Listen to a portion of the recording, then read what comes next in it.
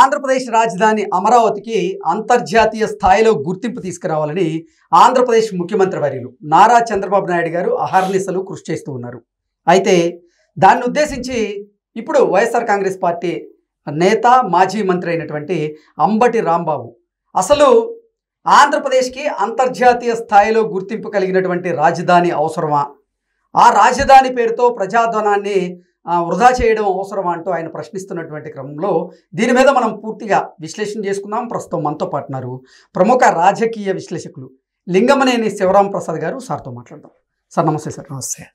ఆంధ్రప్రదేశ్ రాజధాని అమరావతిని నిజంగా అమరావతికి అంతర్జాతీయ స్థాయికి గుర్తింపు తీసుకురావడానికి చంద్రబాబు గారు, పవన్ కళ్యాణ్ గారు, లోకేష్ గారు అహర్నిశలు కృషి చేస్తూ ఉన్నారు. అయితే దాన్ని ఉద్దేశించి ఇప్పుడు అంబటి రాంబాబు గారు ఆంధ్రప్రదేశ్ రాజధాని అంటే ఆంధ్రప్రదేశ్కి అంతర్జాతీయ స్థాయిలో గుర్తింపు కలిగినటువంటి రాజధాని అవసరమా, ఏదో ఒక నగరాన్ని రాజధానిగా తీర్చిదిద్దితే పోయేది కదా, అంత డబ్బు వృధా చేయడం అవసరమా రాజధాని పేరుతో అంటూ ఆయన ప్రశ్నిస్తున్నారు.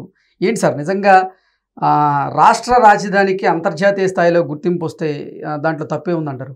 అంటే ఒక సామెత ఉంది, పంది బురద మెచ్చుతుంది కానీ పన్నీరు మెచ్చుతుందా అని.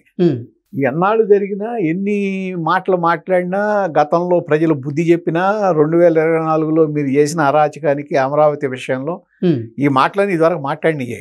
సరే, దానికి ప్రజలు తీర్పు ఇచ్చేశారు. మీరు చేసింది తప్పు, ఇది కరెక్ట్ కాదు, మీరు రైతులను మోసం చేశారు. ఆ రోజు ఏదైతే మీరు ప్రభుత్వం ఒప్పందం చేసుకుందో ఒప్పందాన్ని మీరు అమలు చేయకుండా దాన్ని వైలేట్ చేశారు, మీరు చేసింది తప్పు అని చెప్పి ప్రజలు స్పష్టమైన తీర్పు ఇచ్చారు. అవును. ఇచ్చిన తర్వాత కూడా మళ్ళా ఈ మాట మాట్లాడతామంటే ఇప్పుడు ఒక విధంగా అదొకటి. రెండోది ఏంటంటే ఆయన జగన్మోహన్ రెడ్డి గారిని, తన నాయకుడిని తానే ఖండించినట్టు. ఎందుకంటే అసెంబ్లీలో రాజధాని మీద చర్చ జరిగినప్పుడు జగన్మోహన్ రెడ్డి గారు స్పష్టంగా మాట్లాడారు, రాజధాని ఎక్కడ పెట్టినా మాకు సమ్మతమే, ప్రాంతీయ విభేదాలు మేము సృష్టించదలుచుకోలేదు, అమరావతిలో పెట్టినా పర్లేదు, కానీ 30,000 ఎకరాలు కనీసం కావాలి, ఎక్కడి నుంచి తీసుకొస్తారు అని. వచ్చింది కదా, రైతులు ఇచ్చారు కదా. ఇప్పుడు మళ్ళీ ఈ మాట మాట్లాడతామంటే అంబటి రాంబాబు గారు అది ఒక విధంగా చెప్పాలంటే ఆయన మాట్లాడేదానికి ఒక అర్థం లేదు. ఏదో నాటకీయంగా మాట్లాడటం కాదు, మాట్లాడిన దానికి ఒక విలువ ఉండాలి. విలువ లేని మాటలకు ప్రయోజనం లేదు. ఇప్పుడు ఏ విధంగా చూసుకున్నా ఇప్పుడు అమరావతిలో ఆ రోజు విమర్శించిన వాళ్ళు ఉన్నారు చాలామంది. ఈ దీని మీద ముందు కులం రంగు పులివారు, మీ సామాజిక వర్గం కోసం అన్నారు. ఎగ్జాక్ట్లీ, భ్రమరావతి, కమరావతి ఇట్లా మాట్లాడారు. కానీ ఆ రోజున్న ప్రభుత్వం కానీ చంద్రబాబు నాయుడు గారు కానీ అది కాదు, తప్పు అని స్పష్టంగా ప్రజలకు చెప్పలేకపోయారు. పదే పదే వాళ్ళ ఆరోపణ చేస్తుంటే ఆరోపణలను ఖండించడంలో వెనకబడ్డారు. అవును. ఇప్పుడు యాక్చువల్గా చెప్పాలంటే ఇప్పుడు 29,881 మంది రైతులు 34,323 ఎకరాల ల్యాండ్ పూలింగ్లు ఇచ్చారు. ప్రపంచంలో ఎక్కడ జరగల. స్వచ్ఛందంగా ల్యాండ్ పూలింగ్ లో అంత పెద్ద స్థలాన్ని ఇచ్చారంటే అది ప్రపంచంలో ఎక్కడా జరగని విషయం అమరావతిలో జరిగితే దాన్ని మెచ్చుకుంటాం పోయి దాని మీద అబాండాలు వేశారు. ప్రభుత్వం కూడా ఆ రోజు దాన్ని సరైన విధంగా ఖండించలేకపోయింది. ఇది ఒక సామాజిక వర్గం అన్నారు. కానీ నిజానికి దాంట్లో 27,605 ఎకరాలు, 5 ఎకరాల లోపు సన్న చిన్నకారు రైతులు 29,504 మంది రైతులు. అంటే మొత్తం అమరావతికి ఇచ్చిన వాళ్ళందరూ సన్న చిన్నకారు వాళ్లే. వాళ్ళలో 50% ఎస్సీ, ఎస్టీ, బీసీ, మైనార్టీలు. అవును. ఇప్పుడు చెప్పండి, అమరావతి ఎవరిది? సార్ ఎవరికి సంబంధించింది? మైనార్టీలకు. అక్కడ భూస్వాములు లేరే. దాదాపు మీకు 29,000 ఎకరాలు, 34,000 ఎకరాల్లో 29,000 ఎకరాల పైన దాదాపు 30,000 ఎకరాలు సన్న చిన్నకారు రైతులది. ఆ పైన వచ్చిన 4,323 ఎకరాలే కదా మిగిలిన వాళ్ళవి, ఆ 5 ఎకరాల పైన వాళ్ళవి. అది కూడా ప్రభుత్వం స్పష్టంగా చెప్పలేకపోయింది. సరే, అది అయిపోయింది. సరే, అమరావతి జగన్మోహన్ రెడ్డి గారు వచ్చిన తర్వాత దానికి వ్యతిరేకంగా చేశారు. సరే, మళ్ళా పట్టాలు ఎక్కించారు. సెంట్రల్ గవర్నమెంట్ 15,000 కోట్ల గ్రాంట్ ఇచ్చింది.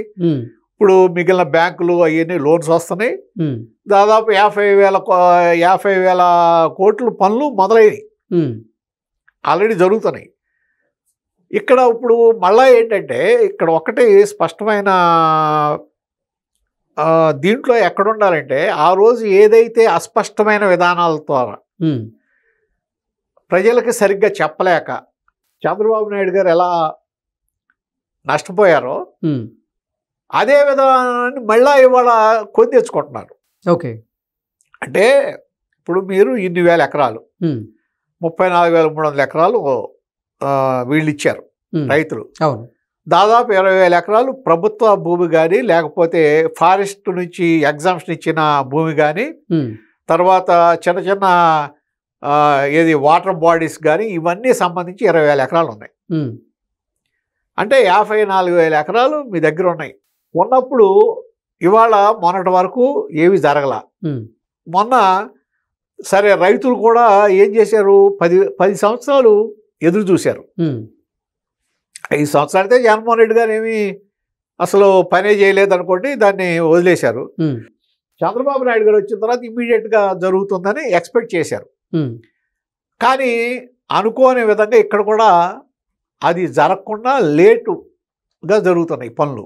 ఓకే, సరే నిధులు తీసుకొస్తున్నారు, మొదలెడుతున్నారు, కానీ ఇక్కడ మీరు ప్రభుత్వ భవనాలు కట్టాలి, కడుతున్నారు. కానీ ఇక్కడ ఏంటంటే ప్రభుత్వ పార్టిసిపేషను రూపాయి ఉంటే ప్రైవేట్ పార్టిసిపేషన్ 10 రూపాయలు ఉంటుంది భూమి ఉంటే.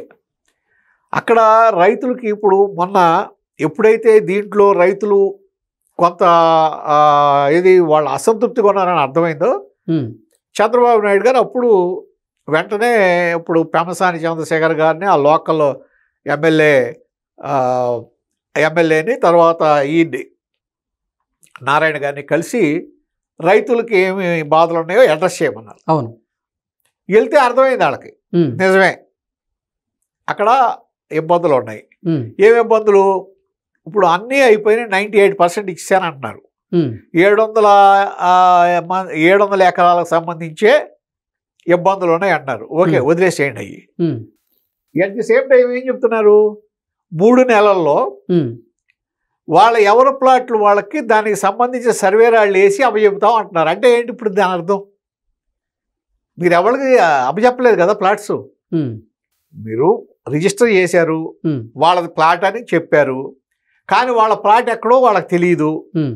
అక్కడ రోడ్స్ ఫామ్ చేసి ఆ ప్లాట్స్ వాళ్ళకి డివైడ్ చేసి ఇచ్చేస్తే దాన్ని వాళ్ళు అమ్ముకుంటారో, డెవలప్ చేసుకుంటారో, లేకపోతే ఎవరన్నా డెవలప్ చేసేవాళ్ళు వస్తే రియల్ ఎస్టేట్ వాళ్ళతో బిల్డింగ్స్ కట్టుకుంటారో, అది డెవలప్మెంట్ కనపడుతుంది అక్కడ.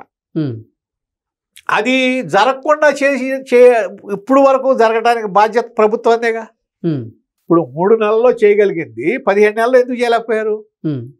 అంటే దాని మీద మీరు ఎక్కువ చేయలే.